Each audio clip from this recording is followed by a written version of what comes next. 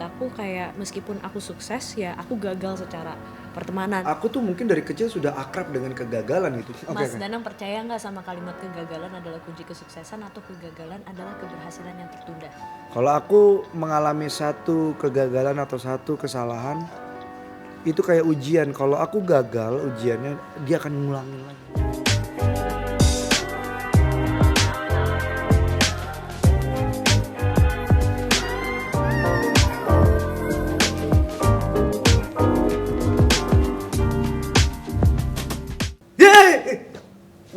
Wow, kaget. Biar kaget sekali-sekali. Itu tadi kagetnya ya? Iya. Gila kayak Sheryl Mas kagetnya Danang bisa gimana? lihat masa depan gitu aku mau ngomong apa terus udah Betul. kaget duluan. Keren kan? Iya. Aku kagetnya gimana? Coba. Tadi udah diwakilkan. Enggak coba. Wah, iya. Dia kagetnya tetap cool.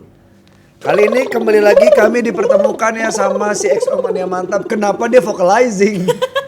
Dimana kami akan membahas suatu topik dan melihatnya melalui lintas generation dan juga lintas perspektif dari kami berdua. Seperti biasa kita akan membacakan komen dari salah satu teman lintas makna di episode ke-34. Jauh juga nih ya nostalgianya.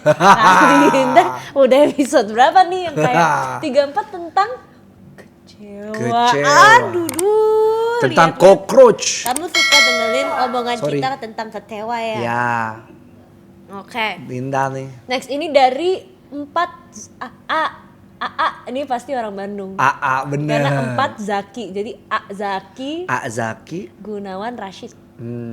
Menurut gua, kecewa itu ada 2 hal yang membuatnya hadir. Dari eksternal dan internal. Dimulai dari eksternal yang memberikan rasa dan di Denpasar. Dan di Denpasar. Bener sih. Gue juga bacanya di Denpasar. Dan diperbesar oleh internal. Kadang sering manusia kecewa ya karena apa yang dia lakukan itu hasilnya tidak sesuai dengan effortnya. Gak semua pasti menghasilkan hasil yang bagus.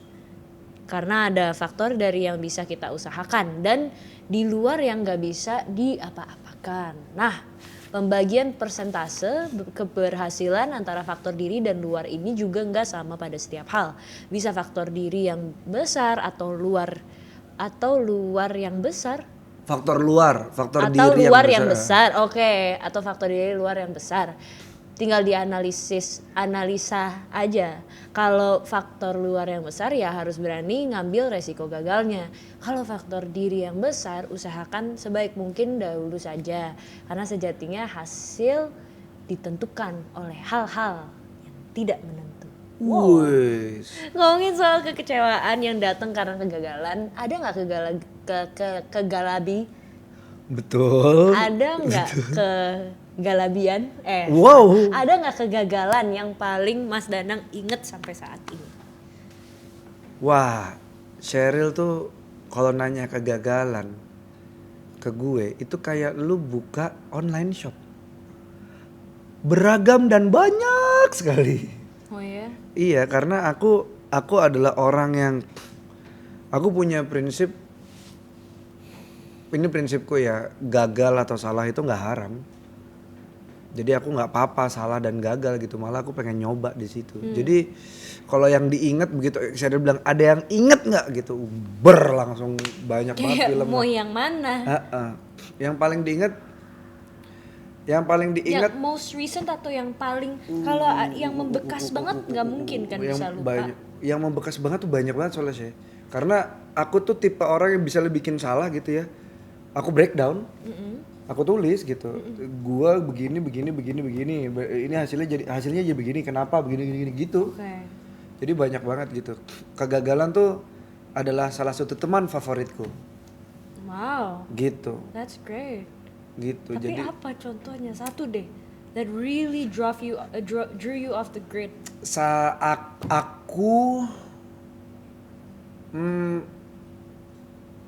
aku terlalu menganggap sebuah pekerjaanku itu sebagai anakku. Ternyata aku bukan bapaknya. Aku cuma pamannya. Inisial dong. Ya inisialnya nggak boleh dong. Intinya aku pikir aku bapaknya. Salah satu dari bapaknya. Karena bapaknya ada 2. Waduh, nunjukin Brokeback banget Mountain. ulang. Aku pikir aku salah satu bapaknya, ternyata bukan. Aku cuma pamannya dititipin gitu, tapi aku overcare sama acara itu. Ya. Balik lagi, itu kegagalanku. Aku akhirnya melakukan tindakan-tindakan yang menurutku kesini aku sadar bahwa mungkin tidak menyenangkan buat beberapa orang.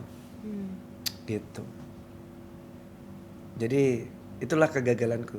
Makanya kadang-kadang saya dibilang tidak kooperatif. But Yuk. hey, Gila. like after that, oh enggak, ini jadi langsung ke konklusi nanti Oh, kita iya. wrap langsung. Iya, oke. Oke. Ini Tepat topiknya ya? sekali sama topik kita hari ini yaitu belajar dari. Kegagalan. Tapi menurut Sheryl sendiri nih, kalau tadi kan versiku. Sekarang aku pengen nanya definisi gagal. Menurut Sheryl tuh kayak gimana? Jadi kalau misalkan menurut aku, ketika aku mencoba untuk melakukan sesuatu dulu, aku pasti akan push sampai aku melangkahi banyak orang di sekitar aku. Dan itu menurut aku tidak etis, akunya. Iya. Dan itu akhirnya membawa orang-orang untuk sebel sama aku. Mungkin aku berhasil untuk mengeluarkan apa yang aku inginkan. Aku sudah berhasil secara kasat mata tuh kayak yes, she did it, she's here, she made it, she's successful, done. But then I lost so many people on the way. I lost my team, gitu. That I'm not a team player. Aku akhirnya menjadi orang yang sangat selfish. Aku menjadi orang yang sangat individualistic, mencoba untuk mengejar ambisi itu sendiri. Padahal itu dibantu sama banyak orang sekitar aku. Aku sudah berterima kasih pada momen tertentu kepada mereka satu persatu. Tapi satu hal yang aku lupa untuk katakan yaitu sorry. Dan menurut aku kayak meskipun aku sukses ya aku gagal secara pertemanan, secara tim gitu. And I think that's one thing because I've tried and then before finishing ya I give up gitu. Aku forfeit untuk jadi orang yang baik. Gitu. I don't know how to explain it though kalau misalkan gagal aja. Kayak itu kayak tadi udah langsung ke contoh. Nggak, tapi itu benar. Aku terasa definisi gagalmu. Aku mengerti definisi gagalmu tuh aku memahami gitu. Nice. Ini ada selintas fakta bermakna. Melansir dari Forbes.com, kegagalan didefinisikan sebagai tidak adanya atau kurangnya keberhasilan dari suatu proses. Namun setiap orang memiliki definisi kegagalan yang berbeda-beda. Karena hal tersebut tergantung dari tolak ukur, nilai, dan sistem kepercayaan masing-masing individu. Ini dia. Kegagalan yang paling kelihatan dariku contohnya ya. Ini lucu banget ya, kemarin temanku baru ngomong. Kegagalan buatku adalah aku punya IPK tuh 0,5 loh, Sheryl. Aku pernah di kuliahku IPK ku 0,5. Man, I thought mine was really low. Thanks, you make me feel great. Itulah gunaku. Thanks for making me look good. Itu tuh maksudku tuh. Itu tuh maksudku. Ternyata di kegagalanku aku berhasil menyenangkan Sheryl. Ya. Lucu kan? Iya. Jadi you like being a failure. Bukan, aku aku suka jadi failure dengan asas aku yang penting nyoba. Dan itu aku tahu kenapa aku nyoba. Iya. Dan aku siap jadi failure. Iya. Failurist. Enggak ya? Kan kalau perfeksionis. Failurist. Enggak ya? Oke, sorry. Gitu. Aku nggak mau habisin kuota ketawa aku. Oke, ya nanti kamu takut nangis. Kenapa? Karena temanku bilang ini, lu ada untungnya juga nangnya, lu nggak nyelesain semuanya gitu dengan apik. Jadi lu ada ruang untuk lu eksplorasi. Dia ngomong gitu. Masuk akal juga gitu. Itu baru diomongin kemarin sama temanku. Terus kayak lu jadi batas lu tuh lebih agak panjang, lebih lebar sedikit gitu. Nggak terpaku sama ini A B C D gitu. Jadi lu main gitu. Aku tapi percaya ada orang kayak Mas Danang, cause you remind me of my mom when you say that gitu. Karena bagi ibuku tidak ada istilah gagal. Kayak bagi dia tuh meskipun sudah misalkan kayak di sekolah aku tuh nggak pernah dikejar untuk jadi A star student gitu tuh nggak pernah gitu harus dapat A gitu. Ya udahlah deh yang penting lulus gitu prinsipnya nyokap dari dulu gitu. Jadi memang kalaupun aku gagal gitu ya dia akan bilang kayak ya mami kan cuma mintanya lulus, kenapa biar nggak perlu ulangin lagi angkatannya, biar kamu buru-buru bisa explore dunia aja gitu. Cuman di satu sisi ya setidaknya kamu tahu kan rasanya nggak enak, kamu akan melakukan apa untuk mengubah itu, gitu doang. Jadi kayak you didn't fail gitu, but you succeeded in not feeling well, gitu. Jadi disuruh lihat kayak kan ada istilah kayak kamu terbaik dari yang kamu terburuk dari yang paling baik atau yang terbaik dari yang paling buruk, gitu. Yang nyokap denger tuh di situ tuh cuman yang kayak ya lo yang terbaik gitu, tapi kayak cuman beda ruangan aja, gitu. Jadi memang ajaran itu kan unorthodox juga sebenarnya ya, gitu. I'm not sure if I can actually apply that to my kids one day gitu, if I have any gitu, karena aku jadi chill sekali gitu untuk menanggapi edukasi dan lain sebagainya. Akhirnya aku berusaha untuk meningkatkan semua itu gitu. Cuman as we all know, baby kegagalan itu secara standar kita sebagai manusia itu kan memang konotasinya buruk, bener nggak sih mas? Iya gitu. Kalau misalkan like kita pukul kalo rata aja gitu loh, bukan ke Mas Danang aja atau ke Sheryl doang gitu, karena kita mungkin kan punya pemikiran yang unorthodox gitu. Cuman kenapa ya orang cenderung takut atau menolak kegagalan menurut Mas Danang? Ini menarik sih, nggak tahu karena nggak mau kelihatan jelek kali ya. Maksudnya nggak mau kelihatan jelek secara general ya, bodoh ya nggak berguna ya, apa mengecewakan. Betul. Mungkin juga takut mengecewakan orang lain juga gitu. Cuma nggak tahu kenapa ini mungkin ini aku terima kasih sekali ke ibu dan bapakku yang merawatku dari kecil, Sheryl. Aku tuh lahir bentuknya tuh gagal. Bentukku dari awal tuh sudah aku tuh mungkin dari kecil sudah akrab dengan kegagalan gitu. Jadi kenapa aku punya pemikiran yang tadi bahwa nggak apa-apa salah, nggak apa-apa gagal, asal tahu salahnya kenapa dan harus diapain, gagalnya kenapa dan harus diapain, gitu. Aku pakai kacamata. Ini kan sebenarnya kan bentuk aku sebagai seorang anak. Aku tidak nyalahin orang tua aku ya. Bentuk aku sebagai seorang anak gagal menjaga kebiasaannya. Iya kan? Apa yang aku lakukan? Aku pakai frame kacamata yang cocok buat muka aku. Aku nyoba frame kacamata tuh 3 tahun, 4 tahun sampai nemu yang cocok. Gitu. Jadi menurutku aku tuh cukup akrab dengan Danang aneh, Danang bodoh, Danang jelek. Iya kalian betul. Dan sorry nih, di dalam betul gue gak peduli. Gue ngelakuin apa yang menurut gue pengen coba dan kerugian untuk orang lain tuh minim gitu. Gitu sih. Kayak contohnya kuliah gitu ya. Aku kan termasuk yang gagal karena aku ngundurin diri.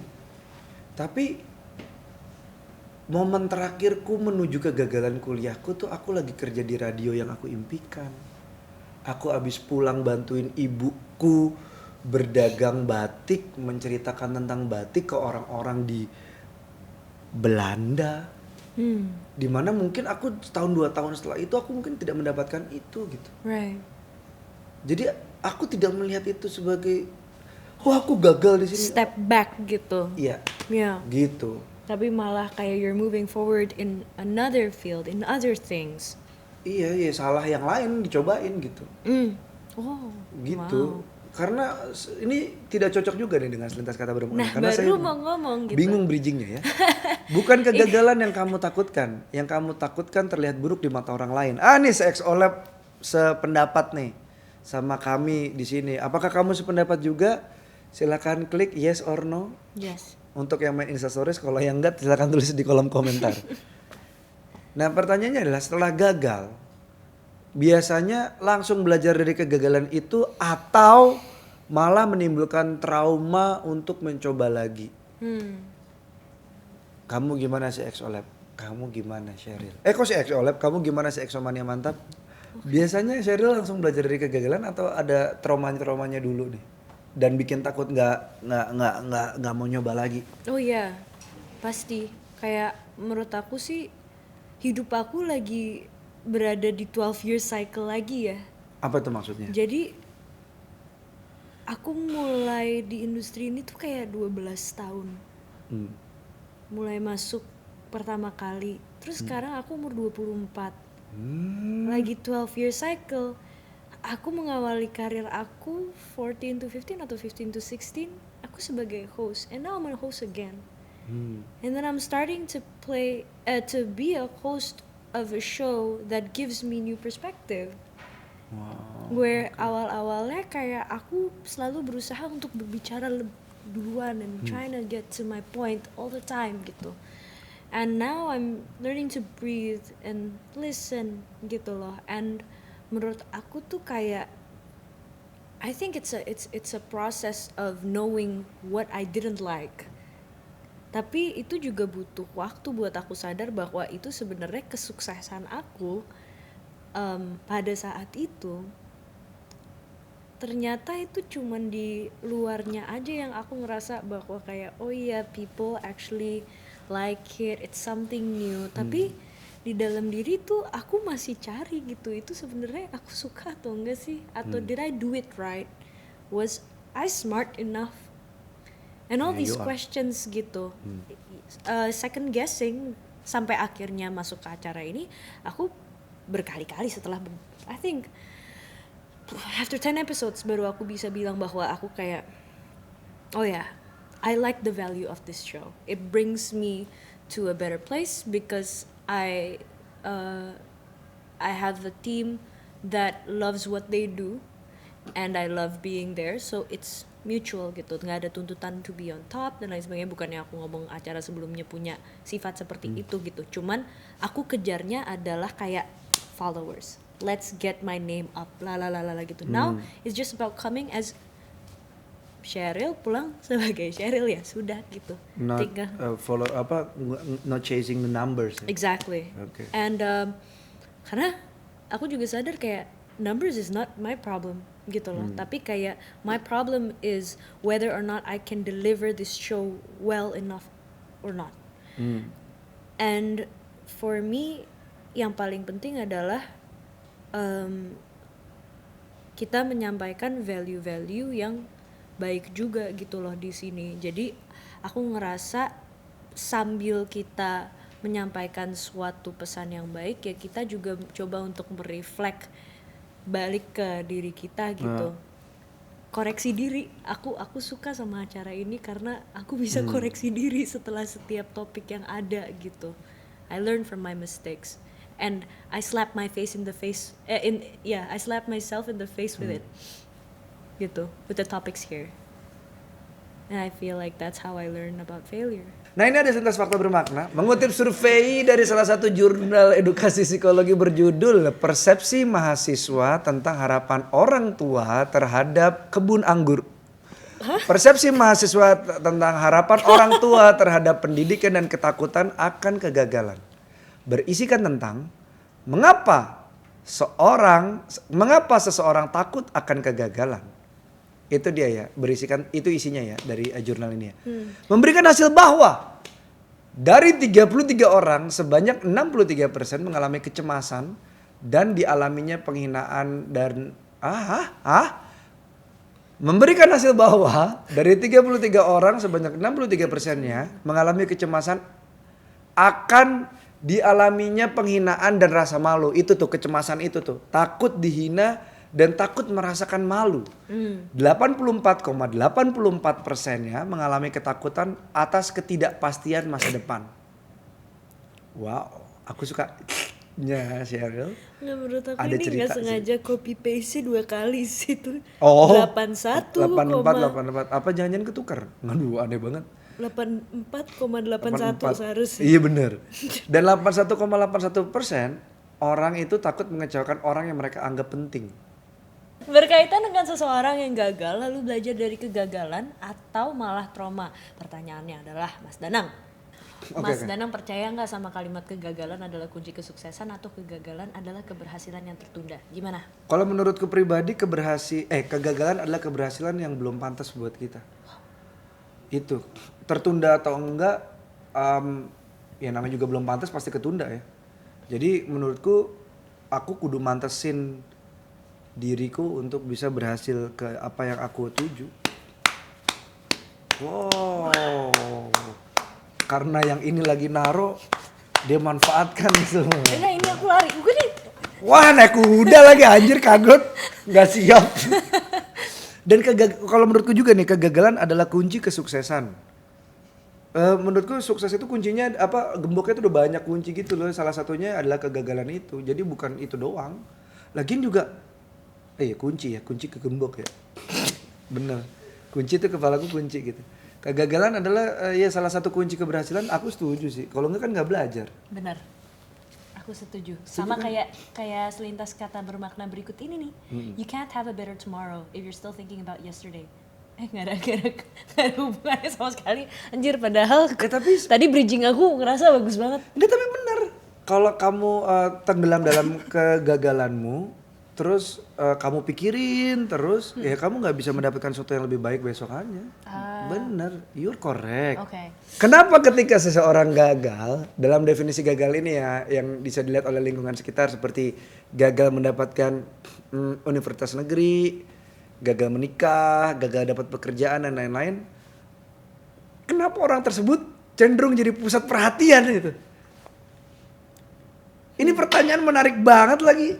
Gue tuh karena aku kesel loh, maksudnya kayak aku punya cerita bagus banget dari salah satu mentorku. Dia tiba-tiba ngirimin aku WhatsApp, ada cerita seorang guru.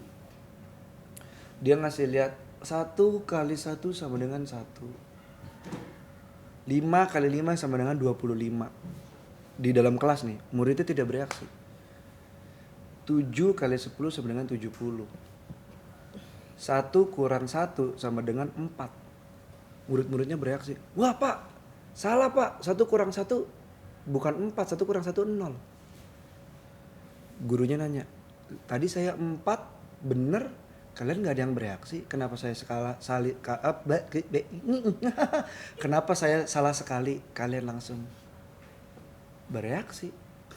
Tapi itu intinya, murid-murid tuh langsung spot on ke yang 1 kurang 1-nya 0. Padahal dia 4 kali betul. Saya gak dipuji, saya gak diapa-apain. Tapi kenapa begitu saya salah, saya langsung disalahin.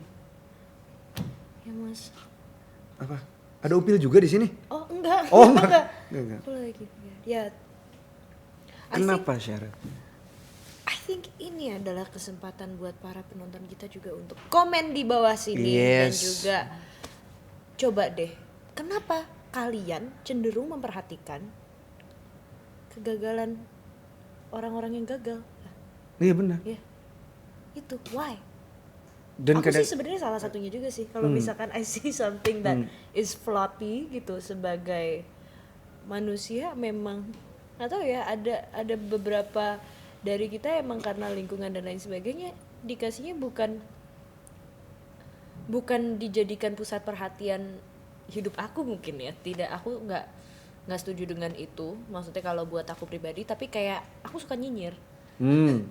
Jadi maksudnya jadi omongan aja gitu loh. Tapi di satu sisi memang aku ngerasa ini sering terjadi kepada public figures karena mereka harus menjadi mereka harus jadi orang-orang yang pristine sekali gitu kan. Harus menjadi orang-orang yang tidak boleh mengecewakan fansnya mungkin, atau tidak bisa ada public figure yang tidak bisa mengecewakan masyarakat gitu kan, sehingga mereka diekspektasi untuk ya ngelakuin ekspektasi orang-orang yang berbeda. Dan ketika mereka membuat satu kesalahan itu langsung shattering semua usaha mereka sebelum-sebelumnya Yeah, I have no idea why that happens. Maybe because people have different expectations and they have a lot to fulfill to make everybody satisfied kan. Gitu. I guess that's one thing for me. But also I come from a place where I don't care. Kalau aku biasanya spot on yang gitu tuh adalah kesalahan yang berulang. Itu tuh aku kesalahan yang berulang dari orang yang sama atau orang yang berbeda itu aku akan melihat itu gitu. Jadi tapi kalau dia ngelakuin satu kesalahan gitu ya nggak aku langsung woi gitu, nggak gitu. Iya. Gitu. Tapi kalau ada beberapa orang mungkin yang langsung woi salah, sekedar mengingatkan saja kak, kan kakak titik jadi tolong titik gitu, maksain persepsinya gitu, maksain standarnya gitu. Kenapa gitu? Kenapa terjadi itu? Kami butuh jawaban kalian, si XO Mania Mantap, silakan tulis di bawah. Iya. Kenapa orang sulit sekali menerima satu kesalahan orang lain? Ya, I feel like ini quotes-quotes yang disediakan setelah diskusi kita tuh lagi spot on semua sih. Iya. Buat episode yang ini ada lagi selintas kata bermakna. And I think this is really great. Jangan ubah tujuanmu jika rencanamu gagal. Tapi susunlah rencana baru. Ini dari CXO Lab. Quote-nya? Odin karena kayak Odin kan dewa perang. Oh, Dia jadi kayak intinya aja deh, inti. Jangan ubah tujuanmu. Jika rencanamu gagal, susunlah rencana baru. Oh, wah gitu kan Odin. Dia cocok. Hati-hati, roboh. Salah kenapa saya gini? Roboh. Gitu nih Odin nih cocok. Mas Danang punya bakat untuk ngerobohin nih yang nempel-nempel. Bener. Dinding-dinding gini guys. Tenaga kedalaman. Bagaimana cara menghadapi kegagalan menurut Sheryl kalau gitu? Aku kalau misalkan menghadapi kegagalan kayak nangis sih. Aduh. Gak gitu. Nangis dulu. Pasti aku akan nangisin, aku akan melakukan gerakan-gerakan akrobat di ruangan aku. Iya kayak gitu, kayak biar bisa release semuanya. And then I think I would cry myself to sleep, wake up crying first and then get on with my day. But most importantly kayak I put a bandage over those scars and those failures so that I can move forward and reflect on those scars and go like, hey, oh iya ya kamu sempat ada di situ gitu, ya udah deh gitu, jangan ulangin lagi ya gitu. Terus nanti kayak pas di atasnya gitu aku akan melakukan hal yang sama. Ih gila, ini kata-kata dari teman aku sebenarnya. Kalau misalkan kegagalan itu kan pasti suatu hal yang kita mungkin udah diperingatin sama orang-orang sekitar kita, atau kita udah sering mengingatkan diri sendiri, cuman kita tuh lupa gitu untuk avoid hal itu gitu. Kita lupa untuk avoid itu. Jadi karena aku sebagai orang yang sebenarnya susah untuk dibilangin, aku tuh punya banyak teman-teman tuh kalau misalkan aku melakukan sesuatu hal yang bodoh, mereka kayak oh bagus lanjutin gitu.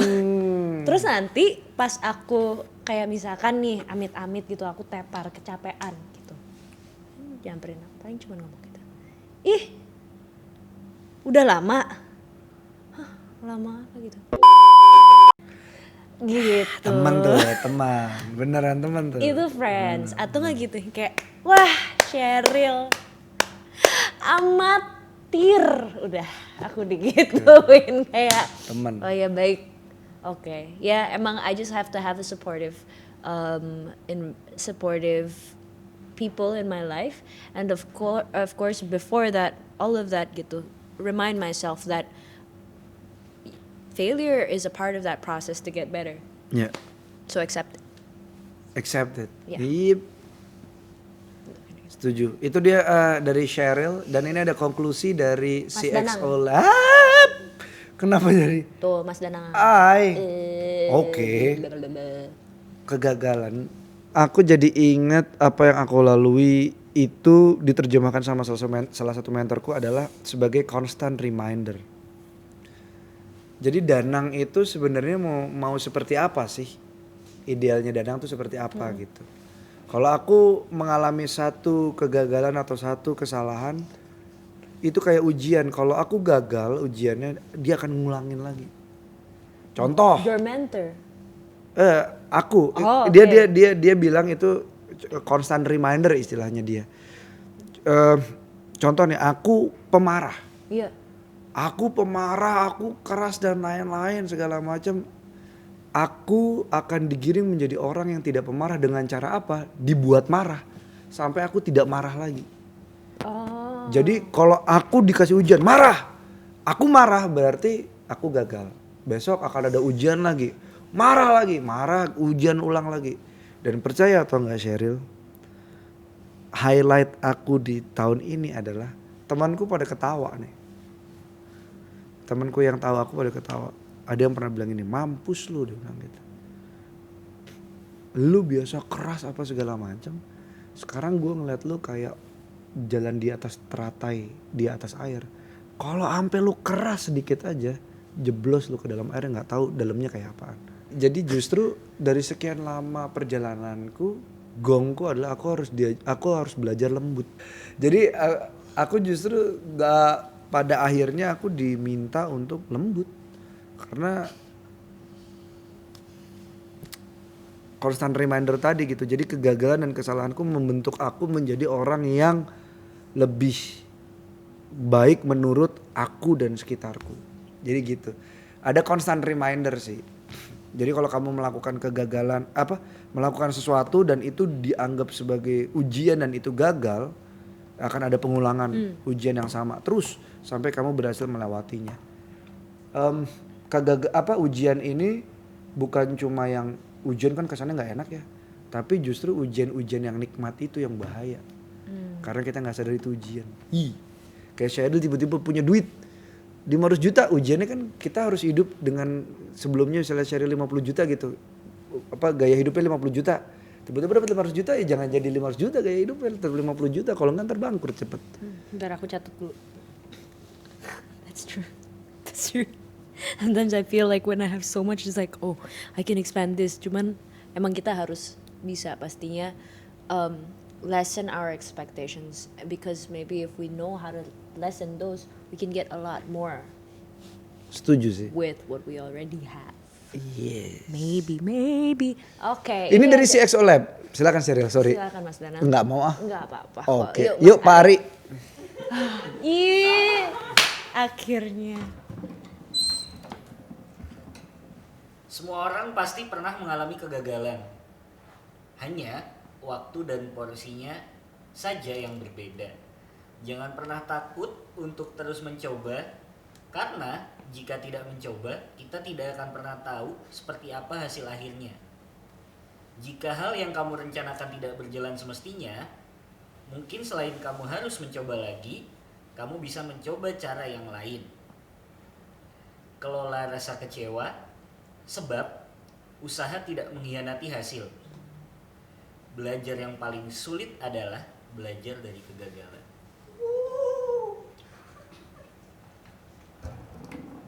Aduh. Wih, Sri Mulat. Terima kasih Pak Ari. Ada gini dulu. Terima kasih Bapak Produser. Terima kasih Bapak Produser. Bapak Ari Mosquito. Terima kasih Stingray ya. Pak Ari? Pak Ari.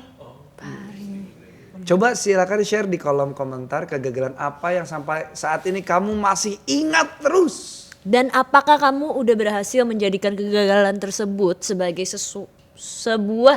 sebuah kesuksesan yang kamu nantikan? Iya.